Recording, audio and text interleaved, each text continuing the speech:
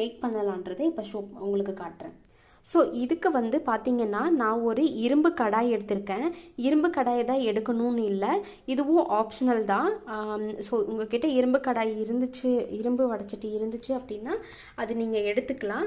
அப்படி இல்லைன்னா நீங்கள் வந்து நார்மல் ஃப்ரை பேன்லேயோ அல்லது நார்மல் பேன்லேயோ வந்து மேக் பண்ணிக்கலாம். நான் எப்படி மேக் பண்ணுறேன்றதை காட்டுறேன். ஸோ இது எல்லா இன்க்ரீடியன்ஸையும் நம்ம வந்து நல்லா வந்து ரோஸ்ட் பண்ண போகிறோம். அதுதான் ஃபர்ஸ்ட் ஸ்டெப். செகண்ட் ஸ்டெப் என்னன்னு நான் உங்களுக்கு சொல்கிறேன்.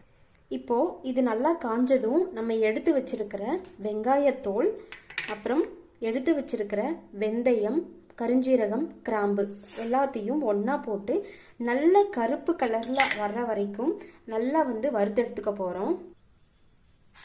ஸோ இது வந்து ஃபுல்லாக எல்லாமே நல்லா வந்து கருப்பு கலரில் நல்லா ஃபுல்லாக